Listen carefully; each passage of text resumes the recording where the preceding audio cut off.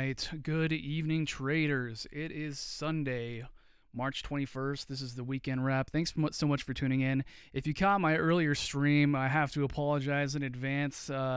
If you, you'll know that I didn't quite finish my PowerPoint, and I had a couple slides that were apparently left over from last weekend. So if you're catching this now, thank you for your understanding, and don't worry, I've got some good setups for you for this weekend, this coming week rather, and let's get right into it.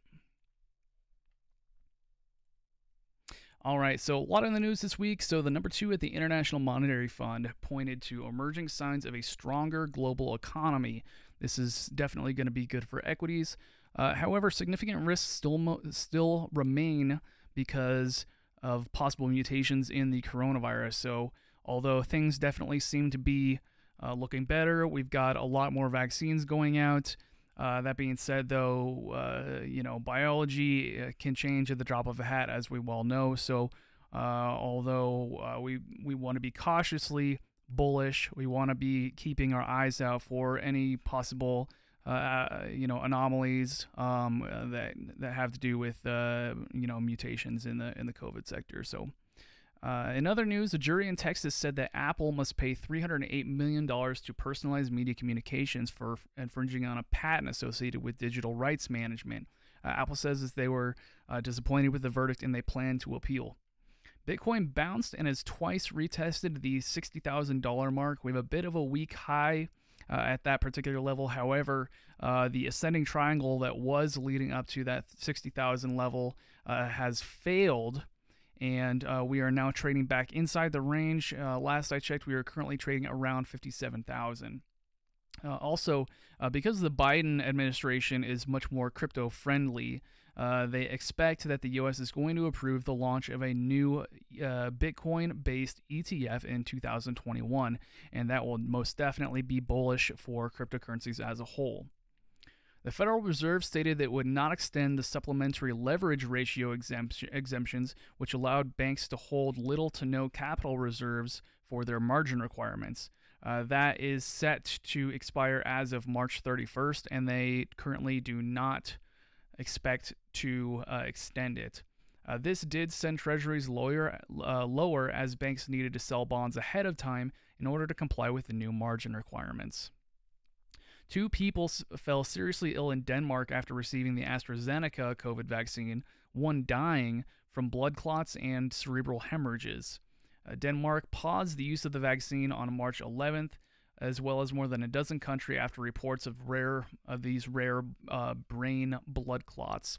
However, last I heard, Germany and France were talking about continued use of the vaccine despite the risks because to be perfectly frank, the benefits outweigh them. So we'll just want to keep an eye on what progresses with AstraZeneca. I haven't seen what's happened with the stocks as of yet, or when exactly this is reported, but I'm sure it took a hit. In terms of the U.S. Treasuries, the 10-year topped out near 1.75% last week before slipping to 1.7%. Rising Treasury yields are likely to negatively affect speculation within growth stocks. Although the Fed has alluded to relatively loose standing on interest rates, we can expect rising rates to have a negative effect on U.S. equities in the foreseeable future. Here's what's on the economic calendar for this coming week. Tomorrow, Monday, we've got existing home sales. So it's exactly what it sounds like. It's the number of existing residential buildings that were sold in the previous month, in this instance being February. This gauges the housing market and is a key indicator of economic strength. New home sales on Tuesday, that's the annualized number of new single-family homes that were sold during the previous month. Higher than expected reading is bullish for the U.S. dollar. We've got 876,000 forecast. We had 923 sold in January. On Wednesday, we have core durable goods, so that's the number of new orders for long-lasting manufactured goods, excluding transportation products like aircraft products because they're very volatile. Higher than expected readings indicate increased activity in the manufacturing sectors and is bullish. Most importantly, Wednesday, Fed Chair Powell is testifying at 7 a.m. Pacific time. So we'll want to mark your calendars for that. We also have crude oil on Wednesday. Thursday, we have initial jobless, and also importantly, the quarter-over-quarter Q4 GDP figures. So you can see the massive difference here. So 4.1% versus the 33.4% previously. And we've had the U.S. federal budget and budget balance on the calendar for the last couple weeks. It has been tentative and remains to be so. I have no idea when that's going to be coming out, but we can expect that in the next, coming weeks. Here are the major earnings or lack thereof for this coming week. Tuesday we have Adobe. Wednesday we have General Mills. And we have two interesting IPOs on Thursday. One is DigitalOcean Holdings under the ticker DOCN. And that's coming in on the New York Stock Exchange, and it is a cloud computing company. We also have Diversity Holdings under the ticker DSEY. That'll be listed on the NASDAQ, and they specialize in hospital cleaning products. Not a bad time to invest in a company that's all about keeping things clean in our emergency facilities during a global pandemic. All right, so here's what's going on currently in the S&P futures. So Sunday's overnight session opened up near the buying tail from Friday's range, from Friday's session. We gapped down. However, the buyers came in quickly and filled the gap. However, we did find some resistance there, and then a sell-off started immediately after that. However, the buyers did come back in. This picture was taken around 6:30 Pacific time. Since then, we have actually taken out this pivot high. So we were trading above it, and we're basically right at the top of this blue line right here. So we actually just broke back above 3,900. So that is definitely going to be bullish. That's certainly a nice big round number that we all want to pay attention to. Basically, there had been a battle going on. The shorts that sold here early in the overnight session and the end of Friday's session were likely trying to push this market down, retesting Friday's low. However, they were not able to gain that traction, and we had a large number of traders trapped down here. So that may put continued momentum into the market and continue to trap out these shorts, looking for a retest of Friday's POC, as well as hopefully Friday's high of the day, looking for a potential break. However, we in that instance will likely be opening up in Friday's value area, so it very well might be choppy. So just it's never a bad idea just to kind of sit back and wait for a little bit. I don't typically recommend trading right at the open on days when we're opening in value. Here's where we're at on the daily charts for the S&P futures. So you can see that this is the current overnight session, and we're trading right at about this blue line. So again, I'm looking for a retest of Friday's POC, as well as hopefully the high of the day. A little bit of resistance there. Hopefully we get a break though. Looking for us to trade up to this area of balance up here. You can see this high volume node. Might get a little pullback here. And hopefully continuation higher with a retest at the all-time high. All right, so here are the trade ideas for this coming week, but let's take a look at what happened last week. So Bitcoin, I was looking for a bounce at 57,000, which is right here on the chart. This is a previous pivot high, and I was looking forward to turn into support and hopefully enter right there. However, this turned into a false breakout, and we ended up trapping out all these longs. We did not get a bounce at 57,000, traded right through it.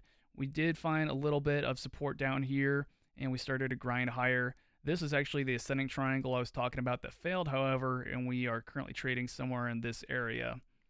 On Home Depot, though, I hit things. If you would have taken that trade, you would have hit it right out of the park. So I was advocating for a continuation on the reversal, meaning this V bottom right here, and a retest of the $282 trend line with a possible break. Look what happened. How beautiful is that? So if you follow the blue line right here, that would have been a great trade. All right, and then on SynLogic, I was looking for a pullback and or continuation with a possible gap fill for the gap between 426 and 458. Literally traded to the cent. Stopped at 458 on the cent, or on the penny. So, yeah, there's that. That's pretty proud of myself to say the least. All right. So here are the setups for this coming week. So Corbus Pharmaceuticals, or CRBP, this is a mid to long-term swing, or 5 to 20 days. So we recently got a pretty nice bounce down here at the $2 mark. I'm looking for a continuation with a possible pullback early on with a retest of the pivot high near 245, followed by the gap fill at 275. So this is the bounce I was talking about at around $2. We've got a nice pullback here, possibly another pullback before we see continuation, but this is my first target right here on 245. Ultimately, though, I am looking for this gap to get filled. However, there's still quite a bit of headroom here, so it could continue much, much higher after that. AT&T looking for a really nice breakdown short here. So we've got this very heavy period of consolidation with one of the most perfect head and shoulders I've ever seen. So here's our clear support level, and we're trading right at it. So I am looking for us to break down. Once we get below 29.63, I think it's pretty clear we're going to continue lower. But ultimately, this would be my target right here. Might get a little bit dicey in this area. We've got a pivot here. So we do have some confluence around here at 29.20-ish. But we'll just need to see what happens. So, you know, would be one of those great trades where you go in, you take off some profit here, and then you close out the trade in this area, or, you know, whatever. Maybe you leave on a runner looking for 27.91 or lower. Last but not least, we've got Pfizer. So this has been in a pretty nice uptrend, but you can see there's some definite weakness here. So I'm looking for a break of this trend line. So we'll need to see what happens. It'll be a very short-term trade if we ended up bouncing right here around $35. However, if we continue lower, might be able to take it all the way down to about $33.50. So it might just be a day trade, or it might be a midterm swing trade. So we'll just need to see what happens here, and heck, it certainly could take out that pivot low, but ultimately, I mean, these would be my two targets where I'd be, take profit and close, etc. Okay, so here are the key takeaways. For the S&P, my immediate bias is long. Again, I'm looking for us to revisit Friday's POC with a retest of Friday's high. Take note that we will likely be opening up in Friday's range or potentially its value area, so I will accept some semblance of chop on the open. Don't forget to mark your calendars with Fed Chair Powell speaking on Wednesday and the Q4 quarter-over-quarter GDP figures coming out on Thursday. Key sectors to watch right now are Bitcoin and Treasuries, and both are likely to yield individual trading opportunities. But that is all I've got for you guys. Also, let's just take a quick look at what's going on in the current S&P. So, like I said, this is what the S&P currently looks like. Clearly bullish. We're actually already approaching Friday's POC. So, if we open up right up here at the top of Friday's range, I think the likelihood of a breakout is extremely high. And as you can see, I mean, we have quite a bit of headroom if we can get above this level. So I definitely am liking what I'm seeing. The NASDAQ actually has already taken out its pivot high, or excuse me, it already took out Friday's high. So the NASDAQ's looking very, very bullish. And we also had some people trapped on the Dow right here with it made a false breakout below Friday's low. So the Dow is really, really the laggard right now. You can see this profile is completely D-shaped, completely balanced. So we'll need to see what happens if either A, the NASDAQ is going to be towing everything else up, or if B, the Dow is going to be anchoring everything else down.